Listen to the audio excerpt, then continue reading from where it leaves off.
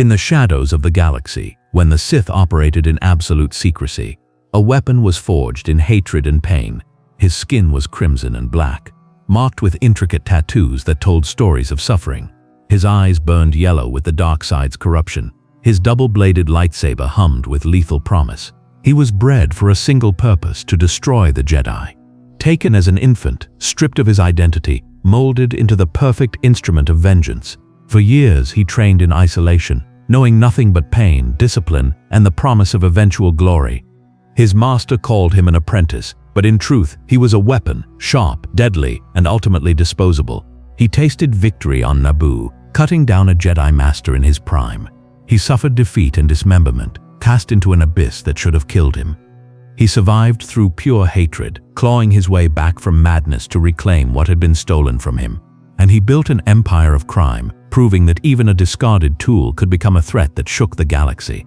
Tonight we uncover the complete story of the Sith Lord who refused to die. The warrior whose rage was so pure it kept him alive when his body should have failed. Whose ambition led him to challenge his own master and whose quest for revenge consumed everything he touched. This is not just another tale of the dark side.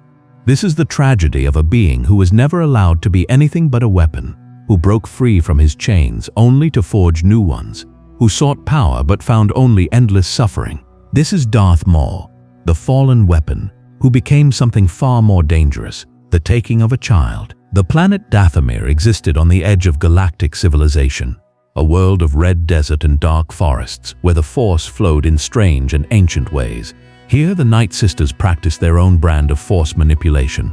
Neither Jedi nor Sith, but something older, more primal, steeped in magic and ritual that predated the Republic itself. Among the Night Sisters, Mother Talzin stood as the most powerful. Her mastery of Night Sister magic made her a force to be reckoned with, capable of feats that would astound even seasoned Force users. She commanded spirits, wove illusions, and wielded the dark side with a finesse that came from generations of accumulated knowledge. Talzin bore several children, but one stood out even in infancy. The boy who would become Darth Maul was born as Maul of Dathomir in approximately 54 BBY, a Zabrak male with skin that would darken to deep red as he matured. From his earliest moments, his connection to the Force burned with unusual intensity, a flame that drew dangerous attention. The Night Brothers, the male Zabraks of Dathomir, typically served the Night Sisters as servants and warriors. But this child possessed potential far beyond the usual. Talzin recognized it immediately. Her son could become a great champion of the Night Sisters, a warrior who would elevate their power and influence across the galaxy. But Dathomir's isolation was never absolute. Beings of power could sense its dark side nexus from across the stars, drawn to the world's potent Force energies like predators to blood in water. And in 54 BBY, the most dangerous predator in the galaxy came hunting. Darth Sidious, still operating as Senator Palpatine while secretly training under Darth Plagueis, had learned of Dathomir's Force-sensitive population through his master's extensive intelligence network. Plagueis viewed the Night Sisters as primitive Force users, interesting for study but ultimately inferior to Sith teachings. Sidious saw opportunity. At this point in his development, Sidious was already planning his eventual betrayal of Plagueis.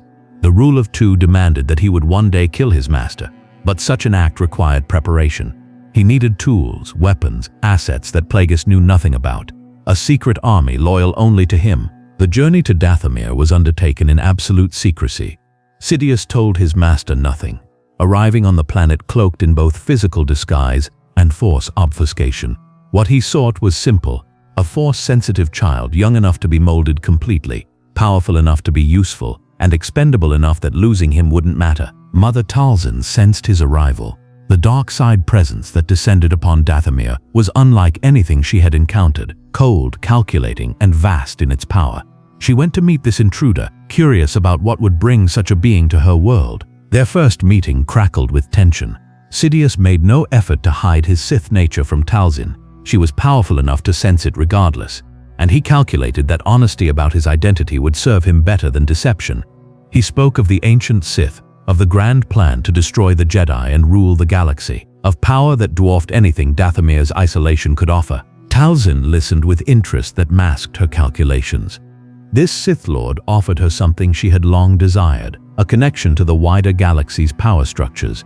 If she could forge an alliance with him, the Night Sisters might rise from their obscurity to take their rightful place as major players in galactic affairs. Sidious, reading her ambition through the Force, made his offer. He would take one of her children, a son, specifically, and train him in the ways of the Sith. This child would become powerful beyond imagination, a dark side warrior who would strike fear into the hearts of the Jedi. And through this child, Talzin would maintain a connection to Sidious's growing power. What he didn't tell her was that the child would be a tool, nothing more. Not a true Sith apprentice. Sidious already served Plagueis in that role, but an assassin, a weapon to be deployed and discarded as needed. The rule of two forbade taking a true apprentice while his master lived, but it said nothing about training expendable servants. Talzin considered carefully. To give up one of her sons was not a decision made lightly, but the opportunity to forge a connection with a Sith Lord, to see her bloodline wielding power on the galactic stage, proved too tempting to resist. She agreed on one condition. She would choose which child to give. The choice was already made in her mind. Young Maul, barely more than an infant, possessed the raw power Sidious sought, but more importantly, giving him up would allow her other children to rise without his shadow over them. She could always bear more sons. This opportunity might never come again. When Talzin presented the infant to Sidious, she performed a ritual of severance, a Night Sister ceremony that would cut the child's connection to Dathomir's magic while preserving his Force sensitivity. The ritual was agonizing, even for one so young. The baby's screams echoed through the Night Sister village as Talzin's magic worked, reshaping his very essence. Sidious watched with cold interest. The pain the child experienced would serve as the foundation for his dark side training. Suffering was the crucible in which Sith were forged. This infant's first lesson in the dark side was already being taught through his mother's betrayal and the ritual's agony. The transaction complete, Sidious took the child and left Dathomir without ceremony. Talzin watched her son disappear into the stars, telling herself she had made the right choice. She had forged an alliance with a Sith Lord. Her other children would benefit from her sacrifice. The Night Sisters would rise to prominence. These rationalizations would haunt her for decades. The alliance Sidious had promised never materialized into anything substantial. He used her services occasionally, but always as a contractor rather than a partner. And her son, her powerful Force-sensitive son, vanished into Sidious's secret training, lost to her completely. For young Maul, barely old enough to have formed memories, the taking was the first trauma in a life that would be defined by suffering. Ripped from his mother's arms, subjected to agonizing ritual, and carried away to a fate he couldn't comprehend, his existence as a weapon had begun. Sidious brought the child to one of his secret facilities, a location even Plagueis didn't know about. Here, far from any world that might report a child's screams to authorities, the real training would begin.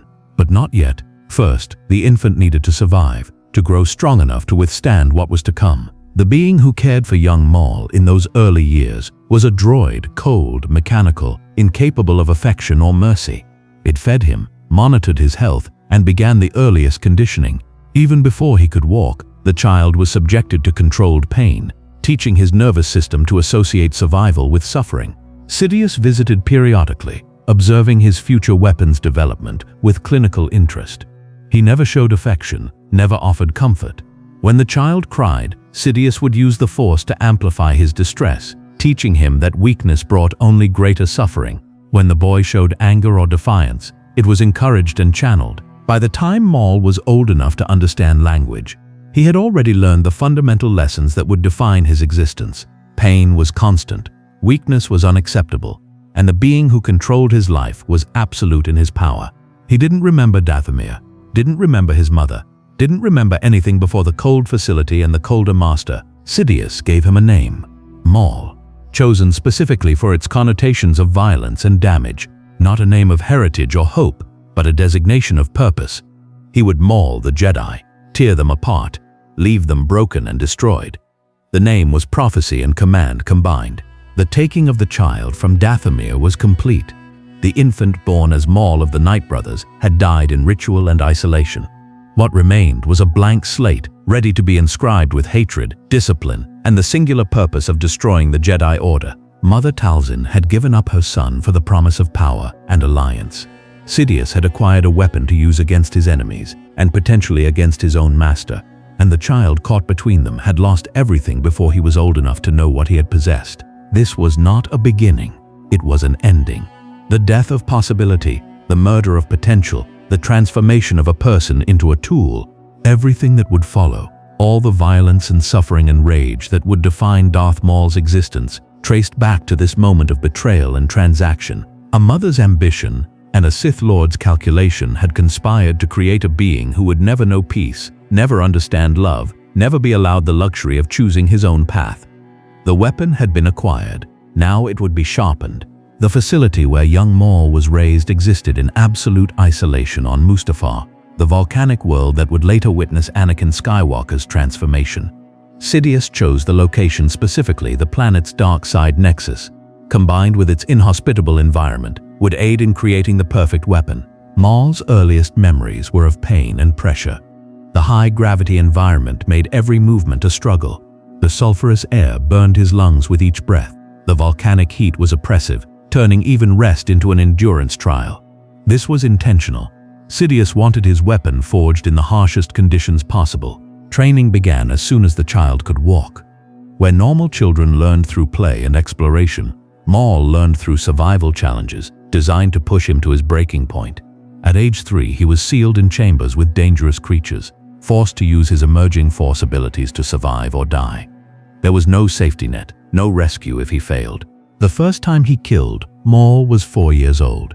The creature was a Nexu, a predatory feline from Cholgana, starved for days before being released into his training chamber.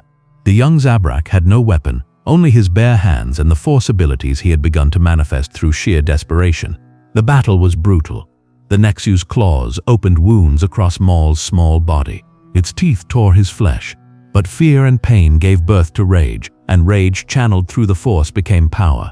In a desperate explosion of telekinetic energy, the 4-year-old crushed the Nexu's skull against the chamber wall. Sidious watched through observation screens. Pleased, the child had survived. As expected. More importantly, he had tapped into the dark side's power through instinct rather than training. This natural affinity confirmed that taking him from Dathomir had been the correct choice. The physical training intensified as Maul grew. Sidious personally oversaw combat instruction, introducing the boy to various fighting styles and weapons. But the focus always returned to the lightsaber, the Jedi's weapon, which would become their doom in Maul's hands. At age 6, Maul constructed his first training saber under Sidious's direction. The process required him to meditate for days, reaching out through the Force to locate a synthetic crystal.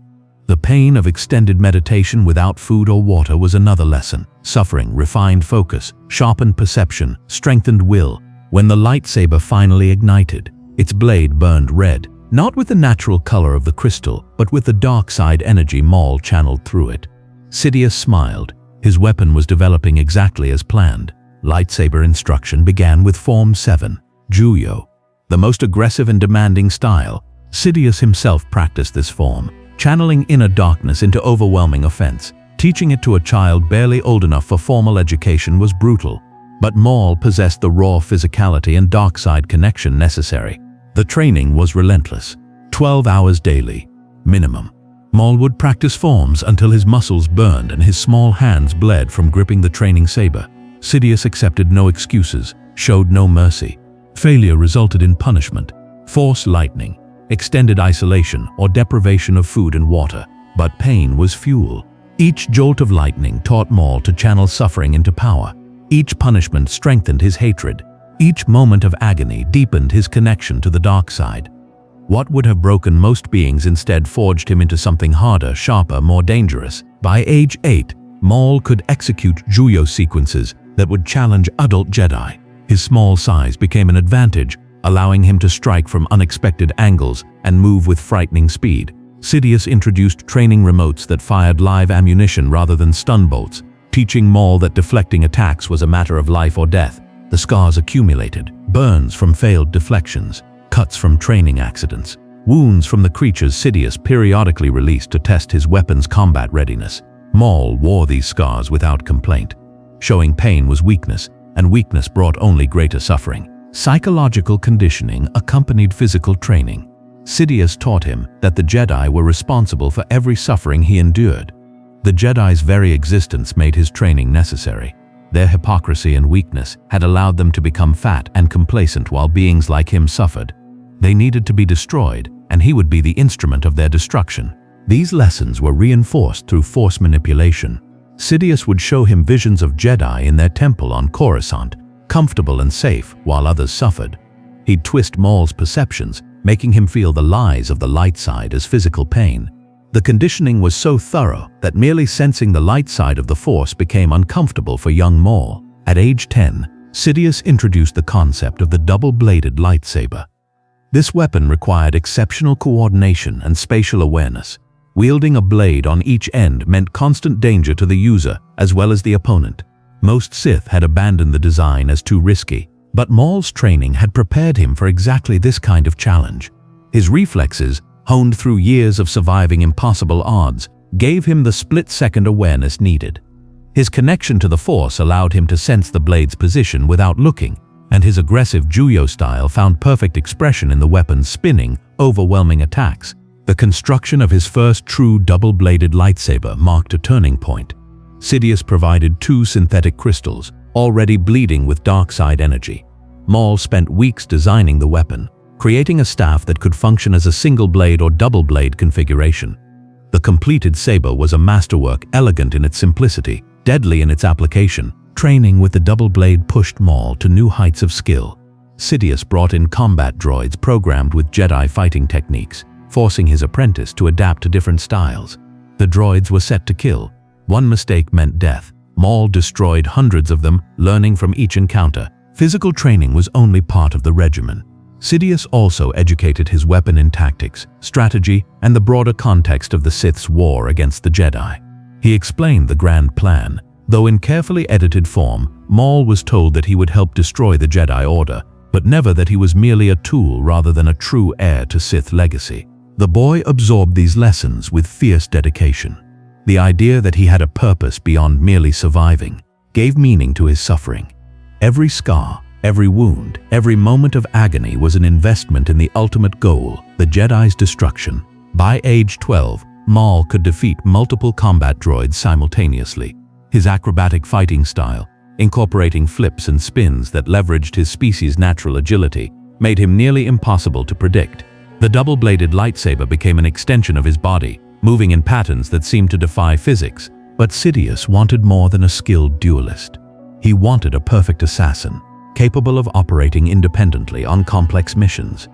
This required additional training in stealth, infiltration, and assassination techniques that went beyond simple combat prowess. Maul learned to mask his Force presence, hiding his dark side signature from potential Jedi detection. He studied poisons, explosives, and non-Force methods of killing. Sidious trained him in piloting, slicing, and the technical skills needed for solo operations. Each skill was learned the hard way, through failure, punishment, and eventual success. The tattoos that would become Maul's most distinctive feature were applied during this period. Each marking was both painful and symbolic, applied through a combination of Sith ritual and Zabrak tradition. The process took years, with new patterns added as Maul passed certain milestones in his training. Sidious claimed the tattoos enhanced Maul's connection to the dark side, channeling pain into power. In reality, they served primarily as psychological reinforcement, constant physical reminders of his identity as a Sith weapon. The pain of their application was intense, conducted without anesthetic. Another lesson in embracing suffering. By his mid-teens, Maul had become what Sidious intended, a living weapon of terrifying capability. His combat skills exceeded most Jedi Knights. His dark side powers continued growing. His dedication to destroying the Jedi Order was absolute, and his loyalty to Sidious was complete, forged through years of conditioning that had left no room for independent thought. But the true test was yet to come.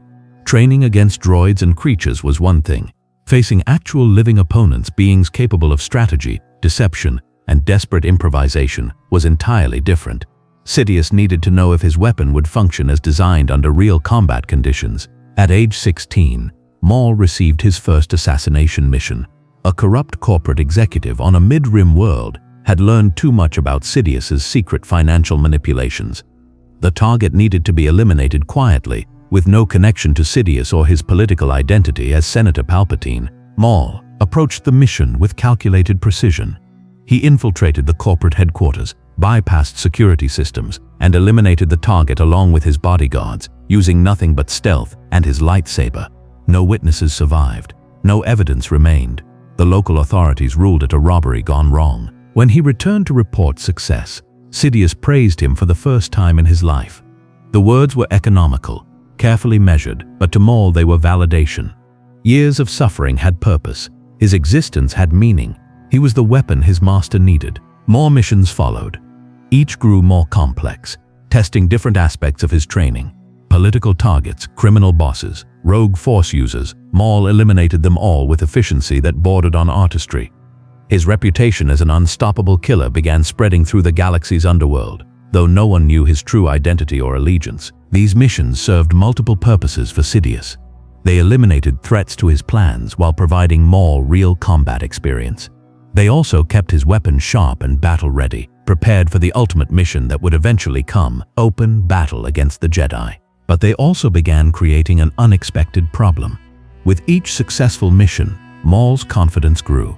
He started to see himself as more than a tool, as a warrior, an assassin, perhaps even as a true Sith Lord, rather than merely a weapon to be deployed. This growing sense of self would eventually create complications Sidious hadn't anticipated. For now, though, Maul remained perfectly obedient. He lived for his master's approval, existed only to serve Sidious's will. The years of brutal training had created exactly what was intended, a being of exceptional skill and absolute loyalty, ready to be deployed against the Sith's ancient enemies. The forging was complete. The weapon was sharp. Soon, very soon, it would taste Jedi blood, and the galaxy would learn to fear the name Darth Maul. The perfect weapon. By his 20th year, Maul had evolved into something unprecedented in recent Sith history, an assassin whose skills approached perfection, yet who remained completely loyal to his master's will. Sidious, now Supreme Chancellor Palpatine following the Naboo crisis and the death of his own master Plagueis, deployed this weapon with increasing frequency. The missions grew more audacious. Maul eliminated rivals to Palpatine's political power, silenced beings who had discovered fragments of the Grand Plan, and removed obstacles to the Trade Federation's militarization. Each assignment was executed with mechanical precision, leaving no trace of Sith involvement. His most significant pre-Naboo mission involved the elimination of several Black Sun leaders. The criminal organization had become too powerful, too independent, threatening to disrupt Sidious's careful manipulation of the galaxy's underworld. Maul infiltrated their headquarters on Coruscant, killed their leadership in a single night of violence, and disappeared before authorities arrived. The Black Sun massacre demonstrated Maul's evolution beyond simple assassin into a strategic weapon. He hadn't just killed targets, he'd eliminated them in ways that sparked internal conflict within Black Sun, weakening the organization for years. This showed that his training had created not merely a killer, but a thinking operative capable of achieving objectives beyond the immediate mission. Yet despite his capabilities, Maul remained isolated. Sidious kept him in absolute secrecy, even from other potential Sith operatives. No one beyond his master knew of his existence. This isolation was strategic. A secret weapon was most valuable when its very existence was unknown. The loneliness of this existence never consciously bothered Maul. He had known nothing else. Human connection, friendship, love. These were abstract concepts he understood intellectually, but had never experienced. His entire world consisted of training, missions, meditation, and his master's rare acknowledgments. His quarters, when not on assignment, were Spartan to the point of deprivation. A meditation chamber, training equipment, and basic necessities, nothing more. Sidious kept him deliberately deprived of comfort, maintaining the harsh environment that had forged him. Luxury would breed weakness. Suffering maintained edge. Between missions, Maul trained obsessively. He would spend hours perfecting lightsaber sequences, sometimes moving so fast his blade became a red blur. He practiced force techniques until exhaustion forced him to stop. He maintained peak physical condition through brutal exercise regimens that would hospitalize normal beings. This obsessive dedication stemmed partly from conditioning, but also from fear. Maul lived in constant terror of disappointing his master. The few times he had failed in training, the punishments had been severe enough to scar him psychologically. Success was survival, perfection was safety. Anything less invited suffering. Sidious cultivated this fear carefully. He would occasionally punish Maul for imagined failures, keeping him off balance and desperate for approval. Other times, he'd reward successful missions with small acknowledgments, creating an addiction to his master's rare praise. This psychological manipulation ensured Maul's loyalty more effectively than any force compulsion. But beneath the conditioning, something else was growing. During long meditations between assignments, Maul occasionally experienced fleeting thoughts that didn't align with his training. Curiosity about the galaxy beyond his missions. Questions about why Sidious kept him so isolated. Brief fantasies about what life might be like if he possessed freedom. These thoughts terrified him. They felt like betrayal, like weakness seeping into his mind. He would purge them through painful meditation, channeling self-inflicted suffering to burn away anything that wasn't complete, dedication to his purpose. But they kept returning, persistent weeds in the garden of his conditioning. The irony was that Sidious would have been pleased by these thoughts if Maul had shed them. They indicated his weapon was developing beyond mere programming into genuine dark side strength, the kind born from internal conflict and self-imposed suffering. But Maul, terrified of seeming weak, hid them completely. His study of the Jedi became increasingly detailed during this period. Sidious provided him access to stolen Jedi texts, recordings of their fighting styles, and intelligence reports about notable Jedi knights and masters. Maul absorbed this information with the focus of a predator studying prey. He learned their philosophies and found them contemptible. The Jedi preached peace while maintaining an army. They spoke of non-attachment while forming deep bonds with their Padawans. They claimed to serve the Force itself while actually serving a corrupt republic. The hypocrisy fed his hatred, giving him concrete reasons to despise them beyond mere conditioning. Particular focus was placed on the Jedi High Council. Sidious explained that these were the most powerful Jedi, the beings who guided their entire order. Images of Yoda, Mace Windu, and other council members were burned into Maul's memory. These would be prime targets when the time for open conflict finally arrived. But one Jedi attracted special attention: Qui-Gon Jinn. Sidious identified the Maverick Master as particularly dangerous due to his willingness to defy the Council and follow his own conscience. Such Jedi were unpredictable, harder to manipulate through the political channels Sidious controlled. They needed to be eliminated through more direct means. Maul studied Jinn's recorded battles, analyzing his Form 4 Ataru style. The acrobatic, aggressive form shared some similarities with Maul's own approach, but Jinn tempered his attacks with defensive awareness that Maul's pure offense lacked. Understanding this difference would prove crucial in their eventual encounter. During this period, Sidious also began revealing more about the Sith's history and philosophy. He explained Darth Bane's rule of two, though carefully avoiding any suggestion that Maul wasn't his true apprentice. He taught him about ancient Sith Lords and their achievements, using these stories to inspire greater dedication. These lessons had an unintended effect. Learning that the Sith had once ruled the galaxy openly, commanding armies and building empires, gave Maul ambitions beyond mere assassination. He began envisioning himself as more than a weapon, perhaps as a future Sith Lord who would rule conquered territories in his master's name. Sidious sensed these growing ambitions, but didn't discourage them. Ambition was the dark side's fuel. As long as Maul directed his hunger for power towards serving Sidious's goals, it made him more effective.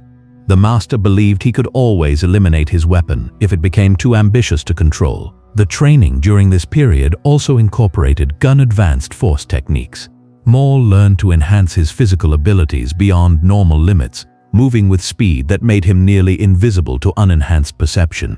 He mastered Force Rage, channeling anger into temporary superhuman strength and durability. Most significantly, he developed his own variation of Force Stealth, where Sidious could completely hide his dark side presence when necessary. Maul learned to suppress his signature to a whisper, enough to avoid detection by all but the most perceptive Jedi Masters. This skill would prove essential for operating on Republic worlds without triggering Jedi awareness. His piloting skills were refined through dangerous missions requiring precision flying. Sidious provided him with a heavily modified Sith infiltrator, a ship equipped with cloaking technology and advanced sensors. The vessel became an extension of Maul himself, sleek, deadly, purpose-built for assassination. The infiltrator also housed his Bloodfin, a customized speeder bike built for pursuit and combat. Every piece of equipment Maul possessed was optimized for his specific needs, from his armor's lightweight flexibility to his lightsaber's perfectly balanced weight distribution. By the time Sidious deployed him to Naboo, Maul had become the perfect weapon.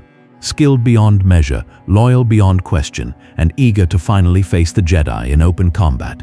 20 years of brutal training had created a being whose only purpose was destruction, whose only desire was to serve his master's will. He didn't know that Sidious viewed him as entirely expendable, didn't realize that the Sith Master had already prepared contingencies in case his weapon was destroyed on Naboo, didn't understand that while he had been forged into perfection, that perfection was designed to be disposable. Maul approached the Naboo mission with pure confidence.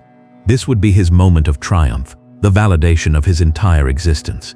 He would kill Jedi, prove his worth, and earn his place as a true Sith Lord rather than merely a weapon. The tragedy was that he had no conception of what he actually was. Not a Sith Lord, not even truly an apprentice, but a tool that Sidious would discard without hesitation if it served the grand plan. The perfect weapon had been forged, sharpened, and prepared for deployment, and like all weapons, it was ultimately disposable. The Battle of Naboo. The mission briefing was simple: eliminate the Jedi protecting Queen Amidala and ensure the Trade Federation's invasion succeeded. For Maul, it represented the culmination of his entire existence, the moment he would finally prove his worth by destroying the Sith's ancient enemies. Sidious deployed him to Tatooine first, where Queen Amidala's ship had landed for repairs. Intelligence suggested that Jedi were accompanying her, presenting the perfect opportunity for a field test of his weapon. Maul was to engage them, assess their capabilities, and eliminate them if possible. When his probe droids located the Queen's ship in Mos Espa, Maul felt a surge of anticipation, unlike anything his previous missions had generated. This wasn't mere assassination. This was combat against worthy opponents, the Jedi themselves, beings he'd trained his entire life to destroy. He approached on his blood-finned speeder bike, moving at maximum velocity across Tatooine's desert. The harsh environment meant nothing to him. He'd trained in far worse conditions on Mustafar. His focus narrowed to singular purpose: find the Jedi, engage them, kill them. The moment he sensed Qui-Gon Jinn's Force presence, Maul's hatred crystallized into perfect focus. Here was everything he'd been taught to despise: a Jedi Master, powerful in the Force, representing an order that had grown complacent and weak. This being needed to die, and Maul would be the instrument of his destruction. Their first confrontation was brief. Qui-Gon, sensing dark side presence, ran toward the Queen's ship rather than engage. This tactical retreat infuriated Maul. The Jedi wouldn't even fight him properly, but Jinn's strategic thinking demonstrated exactly why Sidious had marked him as dangerous. Lesser Jedi might have engaged out of pride, but Jinn recognized that protecting the Queen was more important than personal combat. Maul pursued, but the Queen's ship escaped before he could close distance. Kneeling in the desert sand, watching the vessel disappear into hyperspace, he experienced his first taste of failure. He hadn't completed his objective. The Jedi had escaped. His master would be disappointed. The fear of Sidious's reaction consumed him during the flight back to report, but his master surprised him with pragmatic acceptance. The encounter had revealed valuable intelligence. Qui-Gon Jinn was indeed with the Queen, and now they knew a Sith was hunting them. This would make them afraid, paranoid, easier to manipulate. More importantly, Sidious informed him, the battle was far from over. The Queen would return to Naboo to challenge the Trade Federation's occupation. When she did, Maul would be waiting. And this time, he would not merely engage the Jedi, he would kill them. The promise of that future battle sustained Maul through the waiting period. He meditated on the brief glimpse he'd gotten of Qui-Gon's fighting style, analyzing every movement, identifying potential weaknesses. The Jedi had been caught off guard on Tatooine. When they met again, he would use that surprise to deadly advantage. When Amidala's forces finally landed on Naboo, Maul positioned himself in the Theed Royal Palace hangar, exactly where Sidious predicted the Jedi would come. As he waited, igniting his lightsaber and revealing its double-bladed nature for the first time in combat, he felt nothing but cold focus. Qui-Gon Jinn and his Padawan Obi-Wan Kenobi arrived to find him standing alone in the vast hangar.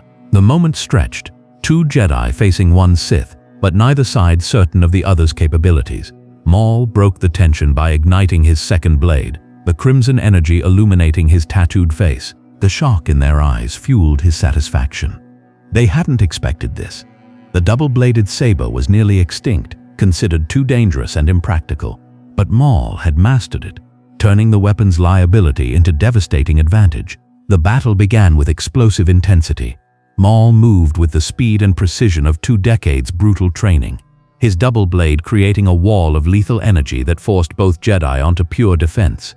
His Juyo sequences, practiced millions of times, flowed without conscious thought, muscle memory honed through endless repetition. Against a single Jedi, the fight would have ended in seconds, but Qui-Gon and Obi-Wan's coordinated assault forced Maul to divide his attention, preventing him from focusing lethal offense on either. Their Soresu and Ataru styles complemented each other, creating defensive gaps that closed before he could exploit them. Still, he was winning. Both Jedi showed signs of fatigue while Maul, conditioned through years of high-gravity training and pain endurance, his raw physical superiority, combined with superior technique, would eventually create the opening he needed. The fight moved from the hangar into the Theed Power Generator Complex, a vast facility with catwalks suspended over bottomless energy shafts. The environment added new dynamics, narrow fighting spaces that limited the Jedi's mobility, while Maul's acrobatic style let him use walls and ceilings as launching points for attacks. He used the terrain ruthlessly, separating the Jedi through aggressive pressure. When Obi-Wan was cut off by an energy barrier, Maul faced Qui-Gon alone in the narrow corridor. This was the moment he'd trained for single combat against a Jedi Master, the ultimate test of his skills. The duel's tempo changed immediately. Without his Padawan's support, Qui-Gon had to fight more conservatively, giving ground before Maul's relentless offense. The confined space worked against the Jedi's Ataru style, limiting the acrobatic maneuvers that defined Form 4. Maul pressed his advantage with mechanical precision. Each strike forced Qui-Gon back. Each sequence denied him space to counterattack. The older Jedi's stamina was failing. Decades of comfortable temple life couldn't match Maul's brutal conditioning. The killing blow came with sudden finality. Qui-Gon's guard dropped for a fraction of a second. Fatigue creating the opening Maul had been engineering. His blade pierced the Jedi Master's torso, the crimson energy burning through flesh and bone. As Qui-Gon collapsed, Maul felt pure triumph. He had killed a Jedi Master. 20 years of suffering, training, and sacrifice had led to this moment of validation. He was everything his master had forged him to be, a weapon that could destroy the Sith's enemies. But triumph turned to shock as the energy barrier dropped and Obi-Wan Kenobi, face twisted with rage and grief, launched himself at Maul with furious intensity. The Padawan's assault carried the dark side's edge, hatred, anger, fear, emotions that made him temporarily more dangerous than his dying master. Maul met this attack with brutal efficiency. The grief-stricken Padawan was strong, but emotion made him reckless. Where Qui-Gon had fought with measured skill, Obi-Wan telegraphed his intentions through his rage. Maul deflected his wild strikes, waiting for the inevitable mistake. It came quickly. Obi-Wan overextended on an aggressive strike, his lightsaber out of position. Maul's counterattack was devastating, a force push that sent the Padawan flying into the reactor shaft, his lightsaber clattering to the ground. Maul peered over the edge, watching Obi-Wan cling desperately to a precarious outcropping. The Padawan was disarmed, exhausted, and hanging above certain death. The battle was won. Maul had defeated both Jedi sent against him. This moment of triumph was his fatal mistake. Rather than immediately finish the helpless Padawan with Force lightning or a thrown saber, Maul stood watching, savoring his victory. 20 years of isolated training had never taught him the value of immediate execution over theatrical superiority. His overconfidence gave Obi-Wan precious seconds to center himself, to reach out through the Force to his dead master's lightsaber, to plan the impossible. When the Padawan suddenly launched himself from the shaft using Force-enhanced jump, calling Qui-Gon's saber to his hand, Maul realized his error, but by then it was too late. Obi-Wan's blade cut through Maul's torso as he landed, bisecting the Sith warrior at the waist with a single devastating strike. The perfect weapon, forged through 2 decades of agony, was broken in a heartbeat. As his upper and lower body separated, Maul experienced disbelief more than pain. This couldn't be happening. He was the superior warrior. He had trained his entire life for this moment. He had killed a Jedi Master. How could a mere Padawan defeat him? His torso tumbled into the reactor shaft, disappearing into darkness while his legs collapsed on the platform above. The last thing he saw before unconsciousness claimed him was Obi-Wan's face, grief-stricken and triumphant simultaneously. Darth Maul's first mission against the Jedi had ended in catastrophic failure, but in the depths of that failure, Something unexpected was born, hatred so pure, so absolute that it would transcend physical death itself. The perfect weapon had been destroyed, but from its remains, something far more dangerous would eventually emerge. Survival through hatred, falling through the reactor shaft, should have meant death. The impact with the planet's core, or perhaps incineration in the energy fields, would have ended any normal being, but Darth Maul was not normal. 2 decades of dark side immersion had made him something more than a mere biological organism. As his bisected body plummeted through darkness, his mind refused to accept death. The hatred burning in his core, hatred for Obi-Wan, for his own failure, for the cruel galaxy that had tortured him since infancy, became a lifeline. That hatred anchored his consciousness when shock should have killed him. His torso, somehow intact despite the fall, ended up in Naboo's garbage disposal systems. The putrid tunnels carried him away from Theed, depositing his broken body in a waste processing facility on the planet's outskirts. Here, amidst refuse and decay, the upper half of Darth Maul clung to life through sheer force of will. The pain was beyond description. Nerve endings screamed where his body had been severed. Internal organs, exposed and damaged, struggled to maintain function. Blood loss should have killed him in minutes, but the dark side sustained him, feeding on his agony and transforming it into twisted life force. Days passed in delirium. Maul's fractured consciousness alternated between awareness and madness. Sometimes he knew where he was, understanding intellectually that he should be dead. Other times, his mind retreated into hallucinations, memories of training, visions of revenge, fragments of dreams and nightmares blurred into incomprehensibility. A scavenger droid eventually found him, its simple programming identifying the still-living Zabrak as salvageable material. The droid's protocols dictated returning biological finds to its controllers, a group of junkers who might pay for unusual specimens. But Maul's force presence, even diminished by trauma, affected the droid's circuits. Its programming, corrupted by proximity to such concentrated dark side energy, it brought him not to the junkers but to an abandoned facility deeper in Naboo's wilderness, depositing him in a dark chamber before its systems failed completely. Here, in isolation and darkness, Maul began the slow process of survival. His training in using pain as fuel for dark side power was all that kept him alive. Each moment of agony fed his connection to the Force, which in turn sustained his damaged body beyond any biological right to exist. He couldn't move effectively. Dragging himself on his arms was the limit of his mobility. He couldn't hunt for food or water, but his body, saturated with dark side energy after decades of immersion, required less sustenance than normal beings. The Force itself became his nourishment, feeding him in ways that violated natural law. Weeks became months. Maul's mind deteriorated further as isolation and pain eroded his sanity. The conditioning that had made him the perfect weapon worked against him now. His entire identity was built around serving his master and destroying Jedi. With both purposes impossible in his current state, his psyche had no foundation. Madness crept in like water through cracks. He began talking to phantoms, arguing with imagined versions of his master, pleading with hallucinated visions of his mother, whom he didn't consciously remember, and promising revenge against Obi-Wan Kenobi to darkness itself. The hatred for Kenobi became his anchor. When madness threatened to consume him entirely, focusing on that hatred pulled him back. The Padawan's face burned into his memory from their brief duel became a talisman. Revenge, the promise of eventually making Kenobi suffer as he suffered, gave him reason to maintain consciousness. Time lost meaning. Maul couldn't track days in the perpetual darkness. His body adapted to its mutilated state, scar tissue forming over his severed waist, his internal systems reconfiguring to sustain his upper half alone. The dark side twisted his biology, creating solutions that should have been impossible. His appearance changed too. The immersion in dark side energy, combined with malnutrition and stress, etched new lines into his tattooed face. His eyes, already yellowed by dark side corruption, took on a manic gleam. His mind, fracturing under isolation's pressure, became something alien even to himself. Then, after what might have been months or years, he sensed a presence. Another dark side user, weak, barely trained, but present.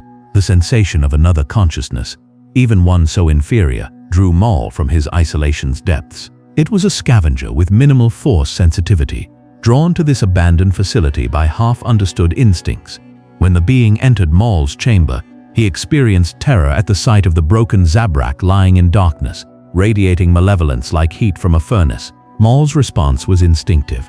His fractured mind, desperate for any connection after so long alone, reached out through the Force with desperate hunger. The attack wasn't refined. Crude telekinesis fueled by raw dark side power. He crushed the scavenger's mind, consuming the being's fear and pain like a starving predator devouring prey. The brief connection to another consciousness, even one destroyed in the process, gave Maul a moment of clarity. He was trapped here, slowly going mad, his body broken beyond use. Without help, he would exist in this state indefinitely, his dark side power preventing death while offering no path to recovery. Sidious should have found him. His master must know what happened on Naboo, must have sensed his survival through the Force. The fact that no rescue had come led Maul to a devastating conclusion. Sidious had abandoned him. This realization should have destroyed what remained of his sanity. His entire existence had centered on serving his master. Learning that Sidious considered him disposable enough to abandon should have been the final crack that shattered his mind completely. Instead, it transformed his hatred. Where before his rage had focused solely on Obi-Wan Kenobi, now it expanded to encompass everything: the Jedi who had cut him down, the Master who had abandoned him, the galaxy that had tortured him since birth. This expanded hatred became a dark sun, burning with such intensity that it restructured his remaining sanity around itself. He needed to escape this prison, needed to restore his body, needed to take revenge on everyone and everything that had brought him to this state. But his severed torso, while sustained by the dark side, couldn't accomplish any of these goals. More scavengers came eventually, drawn by rumors of something haunting the abandoned facility. Each one who ventured into Maul's chamber met the same fate: their minds crushed, their life force consumed, their terror feeding the broken Sith warrior's desperate hunger. These brief connections kept his mind from complete dissolution, but they also showed him the depth of his helplessness. He could kill these weak beings easily, but couldn't use them to escape. His power remained formidable, but without legs or cybernetics, he was trapped. Then, in what might have been his 10th year of isolation, or his 5th, his time sense was too damaged to know. A stronger presence approached. This wasn't a random scavenger, but someone actively seeking him, drawn by the dark side nexus his prolonged suffering had created. Savage Opress, his younger brother from Dathomir, whom Maul had never known existed, found him in that dark chamber. Talzin had sent Savage searching for her lost son, using Night Sister magic to guide him across the galaxy to this place of suffering. But the being Savage found bore little resemblance to the proud warrior who had fallen on Naboo. Maul's mind had fractured so completely that he didn't recognize his own brother, didn't even fully understand he was being rescued. He gibbered in the darkness, raving about revenge and betrayal, his consciousness scattered across a decade of madness. Savage, horrified by his brother's condition, nevertheless followed their mother's instructions. Using crude cybernetics, scavenged from Junker facilities, he grafted spider-like legs onto Maul's severed torso. The procedure was agonizing, conducted without proper medical equipment or anesthetic, but pain was familiar. Pain was almost comforting. As the cybernetic limbs connected to his nervous system, Maul felt the first hint of purpose returning. He had legs again, crude, arachnid, horrifying to look at, but functional. He could move, could hunt, could begin the long path toward revenge. The Maul who emerged from that decade of isolation was fundamentally different from the weapon Sidious had forged. That perfect assassin had died in Naboo's reactor shaft. What survived was something more dangerous, a being whose sanity had been shattered and poorly reconstructed around pure hatred, whose power had grown through suffering, whose loyalty to anyone or anything had died with his abandonment. The dark side had kept him alive when death would have been mercy. Hatred had sustained him through a decade of isolation and madness, and now, equipped with crude cybernetics and a fractured mind, he would claw his way back to relevance through sheer malevolent will. Darth Maul's fall into the reactor shaft wasn't his end. It was a horrible transformation from perfect weapon to broken monster, from obedient servant to independent force of chaos. The being who would emerge from Dathomir after Talzin restored his sanity would be simultaneously more and less than he had been before, more dangerous. Because hatred unbound by loyalty or sanity was terrifying in its unpredictability. Less effective, because madness had robbed him of the perfect control that made him deadly. But undeniably alive, proof that the dark side could sustain life even when biology and reason said it was impossible. The weapon had been destroyed on Naboo. From its remains, A monster had been born in darkness and suffering, and soon, very soon, that monster would return to the galaxy that had created it, seeking vengeance against everyone responsible for its agony. The monster returned. Mother Talzin's magic succeeded where medical science would have failed, reconstructing Maul's shattered mind and replacing his crude spider legs with functional humanoid cybernetics. But the being who emerged from her reconstruction was irreversibly changed from the perfect weapon Sidious had forged. The new Maul possessed all his former skills, perhaps even enhanced by a decade of dark side immersion and suffering. His lightsaber technique remained devastating. His force powers had grown stronger, and his tactical intelligence was intact. But his sanity, while restored enough for function, was fundamentally fractured. Where the old Maul had been coldly controlled, calculating every action to serve his master's goals, the new Maul burned with chaotic rage. His hatred for Obi-Wan Kenobi had been refined through years of isolation into an obsession that dominated his every thought. Revenge became not merely a goal but his entire reason for existence. His relationship with his brother Savage Opress represented his first genuine emotional connection beyond his conditioning. Savage's loyalty, forged through Night Sister magic and genuine fraternal bond, gave Maul something he'd never experienced: family. But this connection was twisted by his damaged psyche into possessive control rather than healthy affection. Together, the brothers embarked on a campaign of violence across the Outer Rim. They attacked Jedi, slaughtered civilians, and left destruction in their wake, not for any strategic purpose, but simply because Maul's fractured mind needed outlets for his accumulated rage. This random violence marked a stark contrast to his former precision as Sidious's weapon. Their rampage eventually attracted exactly the attention Maul craved.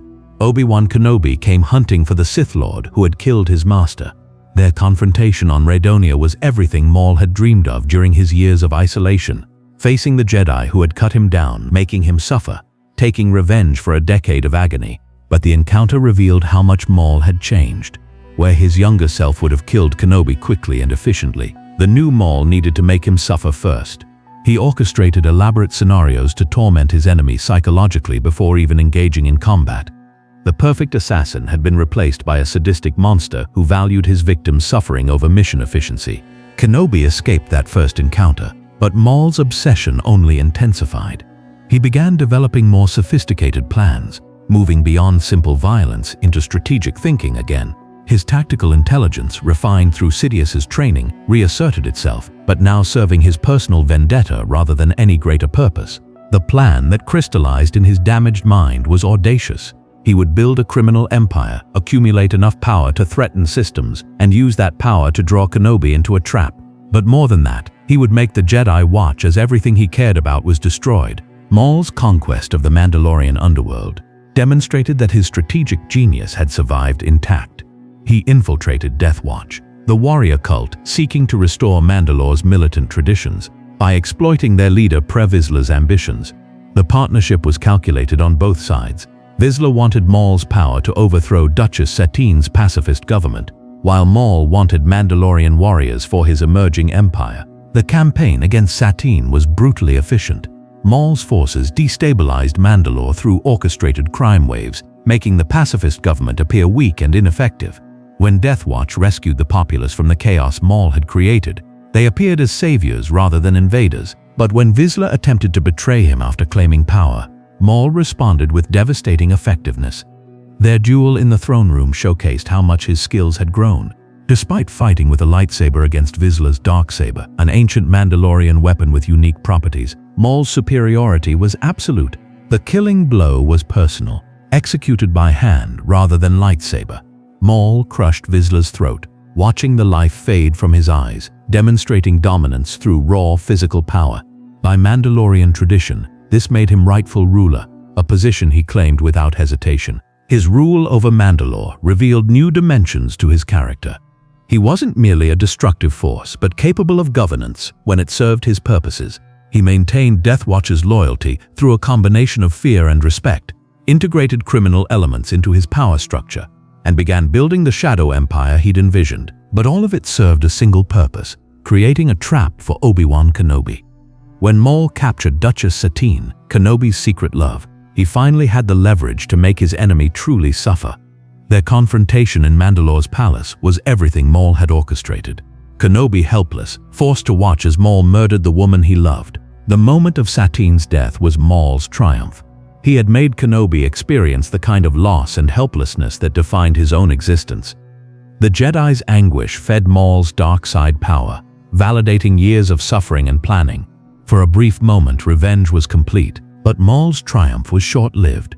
His growing power and public visibility had drawn attention from the one being he should have remained hidden from, Darth Sidious. When his former master arrived on Mandalore, Maul experienced terror unlike anything since his childhood training. Sidious's power, combined with his cold fury at Maul's unauthorized survival and empire building, was overwhelming. The Sith Lord who had forged Maul into a weapon had come to destroy his failed creation. The battle that followed wasn't even close. Sidious toyed with both Maul and Savage, demonstrating the vast gulf between their power levels. Every technique Maul had mastered, every skill he'd honed, was merely a pale reflection of what Sidious could accomplish. The master moved with such speed and precision that both brothers together couldn't mount effective defense. Savage died first, cut down with casual efficiency that demonstrated how little Sidious valued even Force-sensitive servants. Maul watched his brother, his only genuine connection since his abandonment, murdered before his eyes. The loss should have driven him to suicidal rage, but fear kept him paralyzed. When Sidious finally focused his full attention on Maul, the torture began. Force lightning coursed through Maul's body, inflicting agony that surpassed even his decade in isolation. But Sidious wasn't trying to kill him. This was punishment, designed to remind Maul of his true position. "You have become a rival," Sidious said, his voice cold with disappointment. But then, reading Maul's desperate thoughts, he smiled. The hatred burning in his former weapon, refined through suffering and loss, had potential. Maul could still be useful, not as a partner or even apprentice, but as a tool to be wielded and discarded as needed. Sidious kept Maul alive but imprisoned, using him occasionally for missions that required disposable assets. The freedom Maul had briefly tasted on Mandalore was replaced by a new cage, one where he existed at his former master's whim, knowing that any display of independence would result in immediate destruction. This period of captivity and forced servitude represented the nadir of Maul's existence. He had survived bisection, endured a decade of madness, built an empire, and achieved revenge against Kenobi, only to be reduced once again to a tool in Sidious's hands. The monster who had clawed his way back from death was leashed and collared, his power acknowledged but controlled. But through it all, Maul's hatred continued to grow. Now it encompassed not just Kenobi but Sidious as well. The master who had abandoned him, reclaimed him, and reminded him that he was ultimately disposable. This expanded hatred would sustain him through the years to come, driving him toward one final attempt at claiming the power and independence he had never been allowed. The monster that returned from isolation had proven more dangerous than the weapon that fell into Naboo's reactor shaft, but it had also proven that even enhanced by dark-side power and driven by pure hatred, Maul could never escape the shadow of the master who had created him. His transformation was complete, from perfect weapon to broken monster to leashed beast, always defined by others' purposes, never permitted to forge his own destiny. The tragedy of Darth Maul continued, each chapter adding new layers of suffering to an existence that had known nothing else since infancy. The final fall, the Clone Wars' end, and the Republic's transformation into the Empire should have elevated Maul's position. Sidious had achieved ultimate power, and Maul had served, however reluctantly, during the grand plan's execution. But the new Emperor had no place for his former weapon in the new order. Darth Vader became Sidious's true apprentice, the public face of Sith power. Maul, broken and unstable, was relegated to shadows even deeper than before, occasionally deployed for missions requiring deniability. He existed as a ghost known to few, acknowledged by none, serving purposes he barely understood. This period drove new cracks into his damaged psyche. Watching Vader claim the position he had once dreamed of, true Sith apprentice, the Emperor's right hand, fed resentments that festered like infected wounds. The perfect weapon had been replaced by a newer model, one more powerful and reliable. But Maul's hatred kept him functional. He learned to hide his time, appearing obediently broken while secretly nurturing plans for eventual freedom. The madness that had consumed him during isolation was channeled into cold calculation, waiting for the moment when Sidious's attention would shift enough to allow escape. That moment came during the Galactic Civil War's chaos.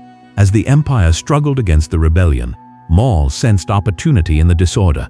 He disappeared from Sidious's custody, fleeing to the Outer Rim where he could operate beyond Imperial and Rebel awareness. His goal crystallized during this final period of freedom: prevent Sidious's ultimate victory, not out of altruism or desire to help the rebellion, but from pure spite.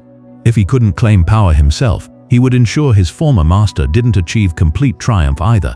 Maul's search for power led him to Malachor, a Sith world housing an ancient superweapon. Here, he believed, lay the key to challenging Sidious, ancient knowledge and power that predated the rule of two, weapons that could level playing fields between master and former servant. But Malachor was a trap, its temple protected by guardians, and steeped in dark side energy that drove visitors mad. Maul survived through his unique qualification. He was already mad, his psyche too fractured for the temple's corruption to find purchase. What drove others insane was merely familiar territory for him. Here he encountered Ezra Bridger, a young Jedi whose potential he recognized immediately. Maul's damaged mind formulated a new plan, not to destroy this Jedi, but to corrupt him. If he couldn't be Sidious's apprentice, perhaps he could forge his own, stealing the Emperor's potential asset. The relationship between Maul and Ezra was complexly layered. Maul genuinely seemed to want an apprentice, craving connection after decades of isolation and servitude. But his fractured psyche couldn't separate mentorship from manipulation, teaching from exploitation. He offered Ezra genuine knowledge while attempting to twist him toward darkness. Their alliance was always doomed. Ezra's connection to his found family, the Ghost Crew, provided him anchors that Maul had never possessed. Where Maul's isolation had made him vulnerable to Sidious's conditioning, Ezra's relationships protected him from similar corruption. The final confrontation with Obi-Wan Kenobi came on Tatooine, where Maul had tracked him through the Force. The obsession that had sustained him through decades of suffering drove him across the galaxy to this desert world, seeking final resolution to their decades-long conflict. But the Maul who faced Kenobi in the Tatooine night was diminished from his previous encounters. Years of running, hiding, and surviving had worn him down. His cybernetic legs, never properly maintained, moved with mechanical stiffness. His once perfect combat form had degraded through lack of proper training and the accumulated damage of too many battles. More significantly, his purpose had eroded. Revenge against Kenobi had sustained him through isolation and servitude, but confronting his enemy revealed how hollow that purpose was. What would he do after killing Kenobi? Where would the hatred that defined him find outlet? Obi-Wan, by contrast, had found peace. His years protecting Luke Skywalker had given him purpose beyond the Jedi Order's destruction. He had processed his grief over Qui-Gon's death, accepted his failures with Anakin, and achieved a serenity that Maul could never comprehend. Their final duel lasted only seconds. 3 moves. Maul attempted the same technique that had killed Qui-Gon decades earlier, but Kenobi, who had spent years analyzing that defeat, countered perfectly. His blade cut through Maul's saber and body in one devastating strike. As Maul collapsed, mortally wounded, something unexpected happened. Obi-Wan caught him, cradling his dying enemy with genuine compassion. This simple act of mercy, so alien to everything Maul had experienced, broke through his final defenses. "Is he the chosen one?" Maul asked, sensing Luke's presence on Tatooine even in his dying moments. When Obi-Wan confirmed it, Maul's response was surprising. "He will avenge us." In his final seconds, Maul achieved a moment of clarity. He understood that both he and Kenobi were victims of Sidious's machinations, one corrupted and abandoned, the other devastated by the loss of those he loved. The Emperor who had forged him into a weapon had caused suffering to everyone he touched. The hope that Luke Skywalker would destroy Sidious gave Maul's death meaning beyond mere defeat. He had never been allowed to choose his own path, never permitted to be anything but a weapon or a monster. But in his final moment, acknowledging the chosen one who would bring balance, he made his only independent choice, to die with hope rather than hatred. Obi-Wan closed Maul's eyes as life left him, showing respect to his old enemy that no one else had offered. The broken Sith warrior's body would be buried in Tatooine's sand, unmarked and unmourned, his death unknown to the galaxy at large. Darth Maul's life, from stolen infant to discarded weapon, to independent monster, to dying warrior, represented the ultimate tragedy of the Sith philosophy. He had been powerful, skilled, and dangerous, but never free, never whole, never allowed to be anything but what others made him. His final prophecy would prove accurate. Luke Skywalker would destroy the Emperor, avenging all those Sidious had manipulated and destroyed. But Maul wouldn't witness that victory.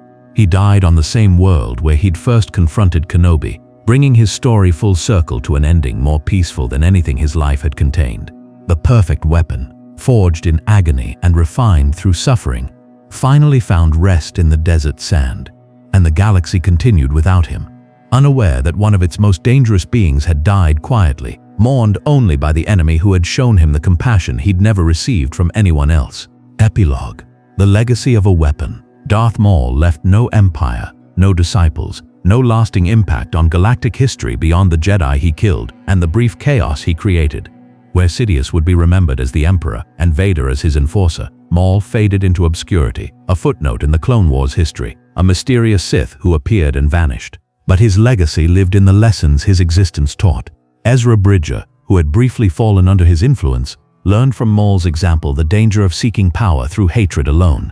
The Mandalorians remembered his brief rule as a dark period that reinforced why outsiders shouldn't lead their warrior culture. Most significantly, Maul's life demonstrated the ultimate failure of the Sith philosophy. Forged into the perfect weapon through suffering and conditioning, he achieved extraordinary skill and power, yet remained fundamentally broken, incapable of finding satisfaction or peace. His existence proved that power gained through hatred could never bring fulfillment. The irony was that Maul possessed genuine potential beyond his role as weapon. His tactical intelligence, demonstrated in his conquest of Mandalore, showed capacity for strategic thinking that could have achieved great things if channeled differently. His survival through seemingly impossible circumstances proved exceptional willpower and force ability, but he was never given the chance to develop beyond what others made him. Sidious forged him into a weapon and discarded him when broken. Mother Talzin restored him, but primarily to serve her own purposes. Even his alliance with Ezra was ultimately about using the boy rather than genuinely mentoring him. In his final moments with Obi-Wan, Maul briefly transcended his conditioning. The realization that they were both Sidious's victims, the hope that Luke would avenge them, the peaceful acceptance of death, these represented the person Maul might have been if given the chance to develop freely. Obi-Wan's act of mercy, catching his dying enemy and closing his eyes with respect, was perhaps Maul's greatest legacy. It demonstrated that even beings forged into monsters through suffering deserved compassion in death. The Jedi who had defeated him 3 times showed him more kindness in his final moments than anyone had in his entire life. The tragedy of Darth Maul was not that he failed, but that he was never allowed to be anything but a weapon. His story served as a dark mirror to Anakin Skywalker's fall. Where Anakin chose darkness partly from his own fears and desires, Maul never had a choice at all. If the Sith philosophy claimed that peace was a lie and only passion could free beings from chains, Maul's life proved the opposite. His passion, hatred, rage, desire for revenge forged chains more binding than any physical restraints. True freedom came only in death, when those passions finally released him. In the end, the perfect weapon was also the perfect cautionary tale. A being of exceptional potential reduced to a tool, forged through suffering into something deadly but ultimately broken. His name would be forgotten, his achievements unmemorable, his existence a tragedy that few witnessed and fewer understood. But in dying with hope rather than hatred, Maul achieved something his former master never could: redemption. However small, he recognized the chosen one, who would bring balance, accepted his role in the larger story, and found peace in the knowledge that Sidious would eventually fall. The weapon was finally laid to rest. The monster found peace, and the being who was never allowed to be more than what others made him was free at last. This was Darth Maul, taken as an infant, forged through agony, broken by defeat, rebuilt through hatred, and finally freed by death. His story was not one of triumph but of tragedy, not of achievement but of wasted potential, not of legacy but of lessons learned from failure. The galaxy moved on without him, as it had existed before him. But for those few who knew his story, Obi-Wan, Ezra, the surviving Mandalorians, Maul, served as a reminder of the cost of the Sith's philosophy, the tragedy of beings forged into weapons, and the importance of showing compassion even to enemies. His breathing stopped in the Tatooine night, his eyes closed for the final time, and the perfect weapon, at long last, found the peace that a lifetime of suffering had denied him. This was his legacy, a warning about the cost of hatred, the tragedy of lost potential, and the hope that even in death redemption might be found.